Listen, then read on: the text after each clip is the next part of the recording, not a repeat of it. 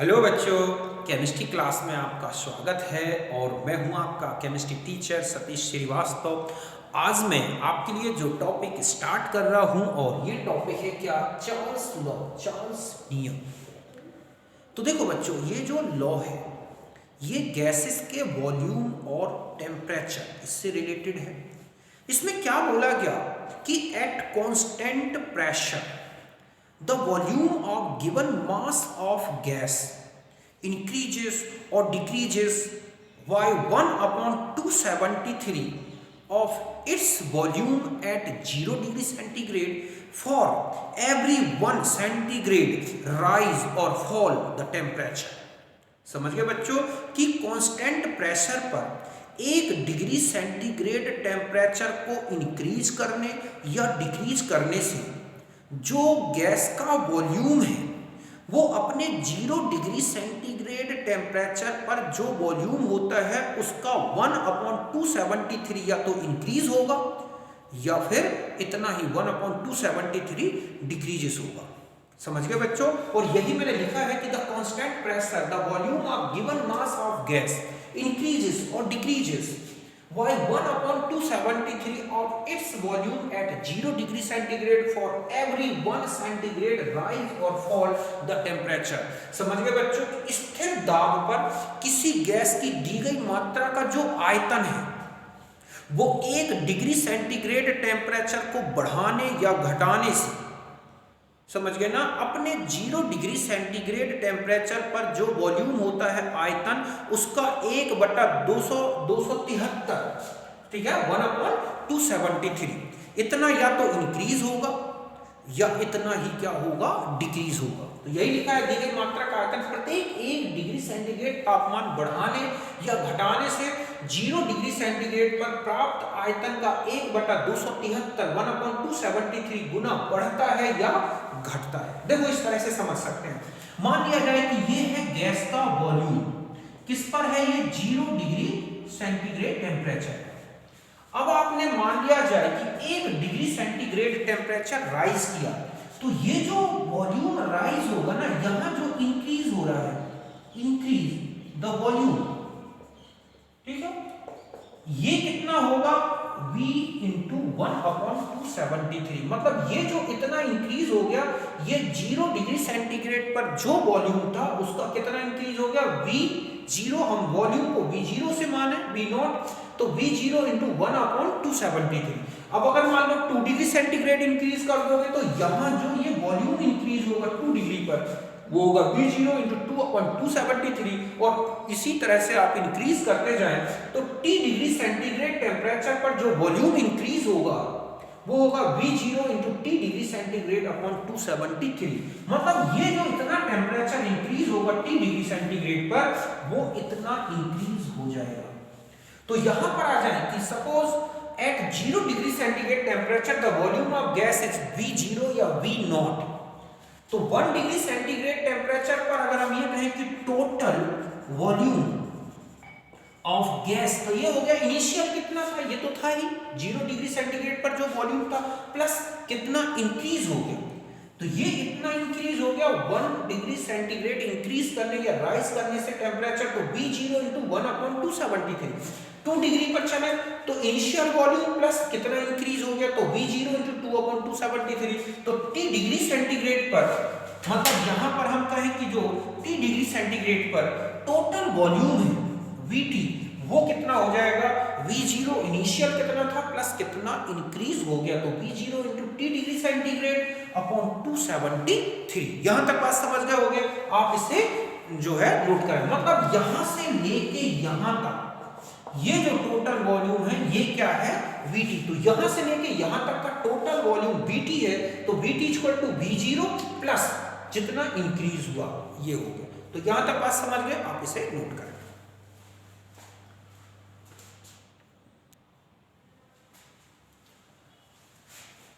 अब देखो बच्चों, यहां आ जाते हैं कि 0 डिग्री सेंटीग्रेड टेम्परेचर पर वॉल्यूम था V0। हम यहां देखते हैं कि 0 डिग्री पर जो वॉल्यूम ऑफ गैस वो कितना था, V0 या V0। तो T डिग्री सेंटीग्रेड टेम्परेचर पर टोटल वॉल्यूम ऑफ गैस अभी हमने देखा तो वो कितना हो जाएगा, volume of gas at 0 degree centigrade plus increase in volume. समझ गए ना कि ये कितना था 0 डिग्री पर और टोटल कितना इंक्रीज हो गया। तो 0 डिग्री पर है V0, इंक्रीज कितना हुआ V0 इंटू, ठीक है, T डिग्री सेंटीग्रेड अपॉन 273। और आगे हम ऐसा लिख सकते हैं, V0 को कॉमन ले लिया तो 1 upon 2 T degree centigrade upon 273 equal to VT। और ऐसा लिख सकते हैं VT upon V0 equal to T degree centigrade plus 273 upon 273। चूंकि T degree centigrade plus 273 equal to क्या होता है T केल्विन, और 273 0 डिग्री को ही बोलते हैं, तो उसको हम लिख सकते हैं T नॉट के मतलब 0 डिग्री सेंटीग्रेड। तो हम इसको ऐसा लिखते हैं VT अपॉन V0, ठीक है, और यह T kelvin upon T not kelvin means 0 degree centigrade पर वॉल्यूम। तो VT अपॉन T मतलब T केल्विन पर जो वॉल्यूम है वो 0 डिग्री सेंटीग्रेड के वॉल्यूम के बराबर है, मींस इनका जो रेशियो है वो क्या बना रहेगा, कांस्टेंट। तो हम ऐसा लिख सकते हैं V upon T equal to constant, मतलब ये जितना इंक्रीज करोगे वो उतना इंक्रीज होगा, जिससे इनका रेशियो हमेशा कांस्टेंट बना रहेगा। तो V directly proportional to the T means ये इसको, तो इसको हम क्या कह सकते हैं कि एट कांस्टेंट प्रेशर, ठीक है, volume of given mass of gas is directly proportional to the temperature in Kelvin। समझ गए ना, यही चार्ल्स लॉ है कि at constant pressure the volume of given mass of gas is directly proportional to its temperature at Kelvin. तो यही Charles law है, V directly proportional to T। और इसको हम ऐसा लिख सकते हैं V1 upon T1 equal to V2 upon T2। तो ये है चार्ल्स लॉ इक्वेशन। इसी से हम क्वेश्चन सॉल्व करेंगे, न्यूमेरिकल प्रॉब्लम्स इसी के क्वेश्चन बेस पर सॉल्व करना है। तो समझ गए। तो एक रिलेशन तो ये होता है, अगर आपको टेम्परेचर डिग्री सेंटीग्रेड पर दे रखा हो और 0 डिग्री पर अगर आपको वॉल्यूम पता हो तो कितना वॉल्यूम होगा टोटल, वो VT से कैलकुलेट कर सकते हैं। और अगर हमें केल्विन में हो तो हम इस रिलेशन से कैलकुलेट करेंगे। तो यहां तक कोई दिक्कत नहीं, आप समझ गए होंगे, इसे नोट करें।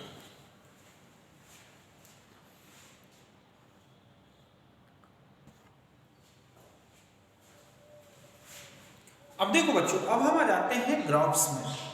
ग्राफ्स में फर्स्ट है V वर्सेस T, ठीक है। यहां पर एट कांस्टेंट प्रेशर, हमने यहां पर प्रेशर कांस्टेंट कर रखा है, तो V वर्सेस T, तो V इक्वल टू KT, तो ये क्या है Y इक्वल टू mx। तो यहां पर x ये है y, तो V और T के बीच में ग्राफ लेंगे तो इस तरह से एक स्ट्रेट लाइन आएगी जिसका स्लोप है, ठीक है, tan theta equal to k। अब मान लिया जाए कि V और T के बीच में ही ग्राफ है, लेकिन यहां पर प्रेशर चेंज किए गए, ठीक है, ये है जो यहां पर प्रेशर्स जो है चेंज है, P1 P2 P3। तो हमें ये देखना है कि P1 P2 P3 का क्या रिलेशन है। तो देखो, आपने ये ग्राफ जो होगा, चाहे प्रेशर कोई भी चेंज करें, ग्राफ तो इसी तरह का आएगा, स्ट्रेट लाइन आएगी जो ओरिजिन पॉइंट से चलेगी, लेकिन अलग अलग ये लाइंस आ रही हैं। तो आपको ये पता लगाना है कि ये कैसे जाने कि कौन बड़ा है कौन छोटा है, मतलब इनमें सबसे हाईएस्ट वैल्यू किसकी है, सबसे लोएस्ट। तो देखो, आप वॉल्यूम को कांस्टेंट कर दें तो एक इस तरह से स्ट्रेट लाइन है जो सबको टच करती हुई क्रॉस करती हुई जाए।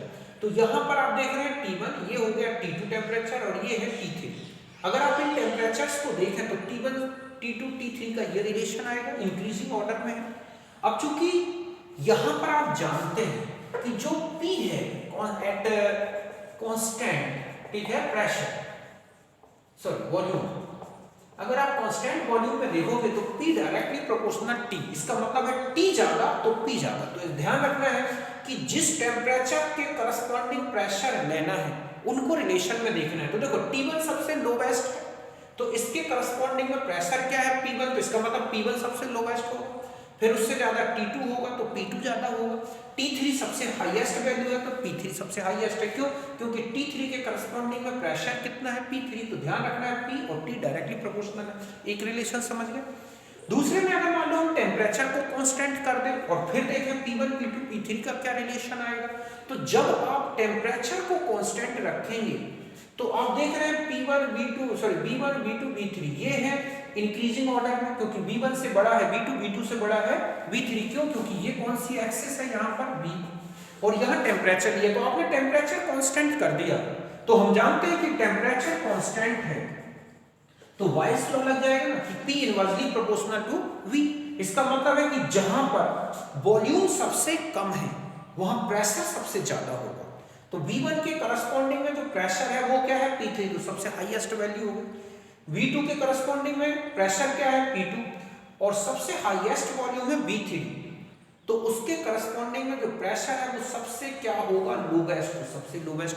तो ये रिलेशंस आएंगे प्रेशर के जब बॉल चेंज किए गए हों प्रेशर। तो इस तरह से आप इन ग्राफ्स को देख के इनकी स्लोप, इनका रिलेशन प्रेशर के साथ वो बता सकते हैं। तो यहां तक बात समझ गए होंगे, आप इसे नोट करें।